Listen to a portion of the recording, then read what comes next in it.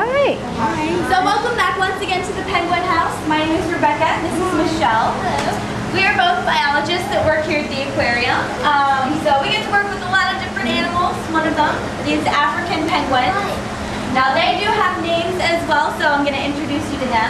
The one in the middle with the little black dot on her neck right there is Randy. Randy does not have a band on either one of her wings right now, so she's our naked bird. The one right here is Simon. Simon's band ends in the number 0. And if any of you are American Idol fans, you can probably guess that the next bird's name is Paula. Paula's band ends in the number 1. So those are some easy ways that you can tell who's who, but if you have any questions, you can let us know and we'll definitely tell you. So these birds are all females, even though 2 of them have kind of boyish names. They're about 1.5 years old, so they are fully grown.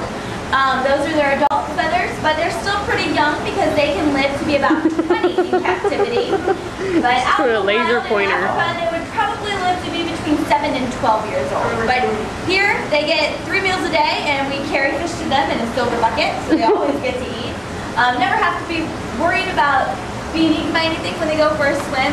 And they have 24-hour vet care if they would need it. So they have a pretty nice life because they also get to meet lots of new people every single day. Do they like it? Do they seem to be okay with the people? Yeah, for the most part they are. They were hand reared.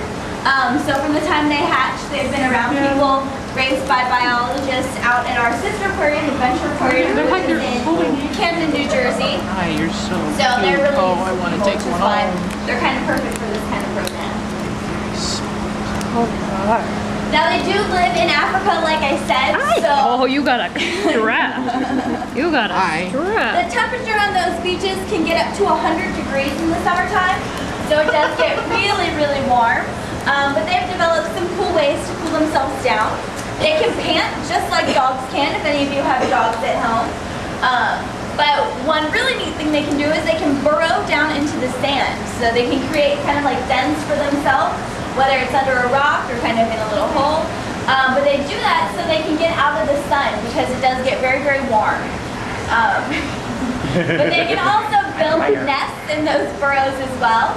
So they'll use things like sticks or grass or rocks to build their nest. Now these birds, once they hit sexual maturity, which is around 2 to 3 years old, they can lay 2 eggs every year. But typically only one of those eggs and chicks will survive. That's because the parents don't really have enough energy or time to care for 2. So the first egg they lay is a lot larger than the second one, and they spend most of their time and effort on that particular chick. Now a little family history for these 3. Simon and Paula, the 2 with bands, are sisters. So they have the same mom and dad. Simon was egg A and Paula was egg B. So if Simon had survived over in Africa, probably Paula would not have, just because parents don't have enough energy to catch all that food. Now, on the camera strap. Every once in a while, 2 chicks will survive, but that is the rare case. Come here. Can you call them with a camera strap? So I'm sure all of you know that penguins love to swim. These penguins are no different. They do love to swim in the water off the coast of Africa.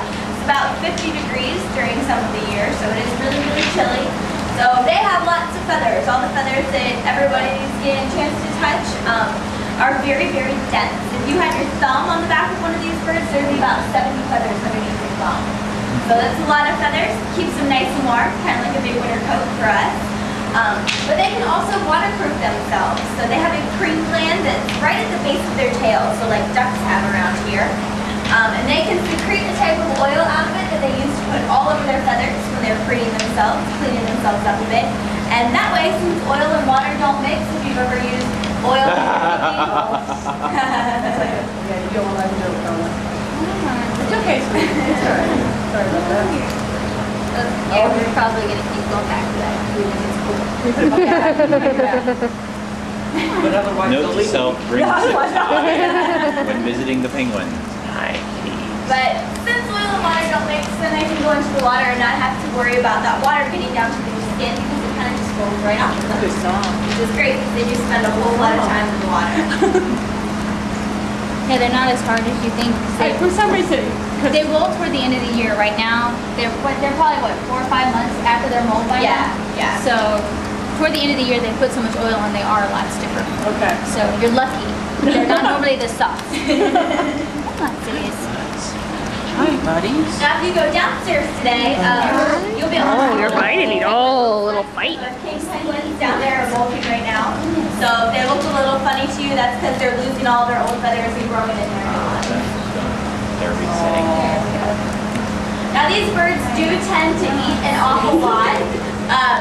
Like I said, they eat 3 times a day, and in the course of the day, they'll eat between 10 to 15 fish. And those fish are pretty good size. They're about this big. So they'll eat things like hageling and herring, smelt, silver sides, but out in the wild, they would also eat anchovies and sardines. So they do eat lots of different things along with squid and krill. So many of you like shrimp. Krill is kind of like a little shrimp, and these girls would enjoy that as well out in the wild. But they don't, go ahead. They don't eat all of that here. You just sort of We have tried to give them squid before, and they did not want any part of it.